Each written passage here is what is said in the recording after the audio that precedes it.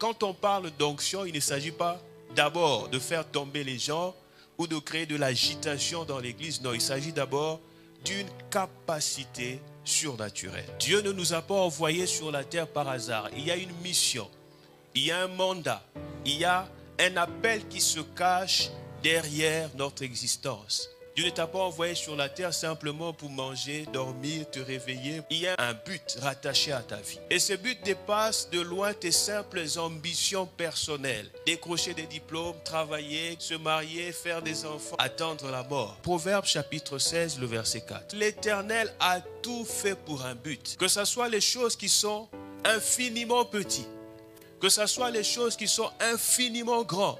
Dieu a fait tout pour un but. Même les insectes que nous trouvons inutiles. Et pour nous qui sommes enfants de Dieu, l'insistance est beaucoup plus grande. Tu ne peux pas tenir dans l'appel de Dieu uniquement en comptant sur tes aptitudes ou tes capacités naturelles. L'appel de Dieu, le chemin de l'appel de Dieu est rempli de beaucoup de challenges. Ce chemin est rempli de beaucoup de défis. Ce chemin est rempli de beaucoup de secousses. C'est seule l'onction de Dieu qui nous permet de tenir sur notre appel. Souvent, l'appel de Dieu est lié à des choses qui nous dépassent. Quand l'ange est allé à la rencontre de Gédéon, Gédéon était un boulanger, un bon pâtissier de son quartier. C'est tout ce qu'il connaissait de lui-même. Quand Dieu l'a appelé vaillant héros. Quand Gédéon a entendu ça, il a dit non, tu t'es trompé d'individu. Ma tribu est la plus petite en Israël. Ma famille est la plus petite dans cette tribu. Et dans cette famille, moi je suis le plus petit. Comment est-ce que tu peux m'appeler vaillant héros? Bien-aimé, quand tu as une vision, tu sens que tu as un appel. Mais si cet appel correspond à tes propres capacités, à tes propres aptitudes, il faut douter. Cette vision ne vient pas de Dieu. Pourquoi est-ce que Dieu fonctionne de cette manière? Il ne veut pas que tu dépendes des capacités humaines pour accomplir son mandat, pour accomplir sa mission. C'est la raison pour laquelle Dieu nous donne son onction. L'onction de Dieu est réservée à chaque enfant de Dieu, à chaque chrétien. Parce que tu as besoin de réussir dans le couloir de ta destinée. Tu as besoin de réussir dans le couloir de ton appel. C'est la raison pour laquelle tu as besoin d'onction. Et on ne peut pas parler de l'onction sans parler du Saint-Esprit. L'Esprit, le Saint-Esprit, c'est la personne la plus importante dans la Bible. Les Écritures commencent avec le Saint-Esprit. Ça m'étonne aujourd'hui de voir des jeunes gens et des serviteurs commencer à chercher à invoquer les anges, à connaître les noms des anges. Dans la hiérarchie des esprits, l'esprit supérieur, l'esprit le plus élevé, c'est le Saint-Esprit. Et vous verrez, la Bible dit que l'Esprit de Dieu se mouvait au-dessus des autres. L'Esprit de Dieu était avant toute chose. Et c'est par l'Esprit de Dieu que tout ce qui existe a existé. Si la présence physique de Jésus était beaucoup plus importante que la présence du Saint-Esprit, Christ n'allait pas partir. Il allait rester.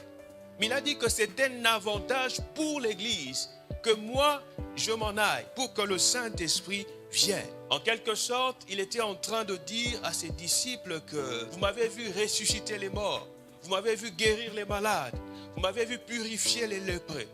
Maintenant, les amis, l'heure est venue pour moi de vous montrer le secret qui m'a permis d'accomplir toutes ces choses que vous avez vues. Il faut que je parte pour que le Consolateur vienne. Alléluia. Dans l'Ancienne Alliance, le Saint-Esprit descendait de façon ponctuelle sur certains privilégiés. Et c'était seulement de manière ponctuelle. C'était des rois, des prophètes, des sacrificateurs. Et on nous parle aussi d'un certain Betsalel. Dieu l'avait oint pour travailler au tabernacle. Mais regardez la Bible, ces gens qui n'avaient pas le Saint-Esprit en permanence. Regardez les exploits qu'ils ont accomplis. C'est parce que le Saint-Esprit n'était pas sur toutes les personnes. Les gens étaient obligés d'aller consulter le prophète pour savoir ce que le lendemain leur réservait. Mais ce que j'aime, c'est que dans la dispensation actuelle, le Seigneur nous introduit dans une dimension où l'onction prophétique est à la disposition de tout le monde. Toi et moi, nous avons la capacité d'entendre Dieu chacun pour sa propre vie. Quelqu'un qui vient vous sourire, il sort tous ses 32 dents tellement qu'il donne l'apparence d'être content de vous voir. Vous, parce que vous avez le Saint-Esprit, vous le regardez et vous êtes à même de savoir si le sourire est un sourire de façade Alléluia. Parce que le Saint-Esprit est là pour nous conduire dans toute la vérité.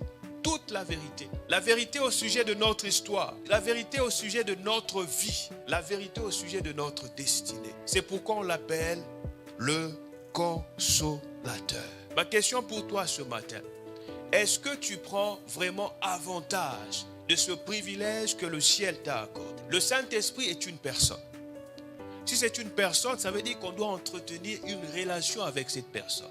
Combien d'entre nous avons une relation avec la personne du Saint-Esprit? Bien-aimés, si vous n'avez pas de relation personnelle avec le Saint-Esprit, vous ne pouvez pas espérer manifester l'onction dans votre vie.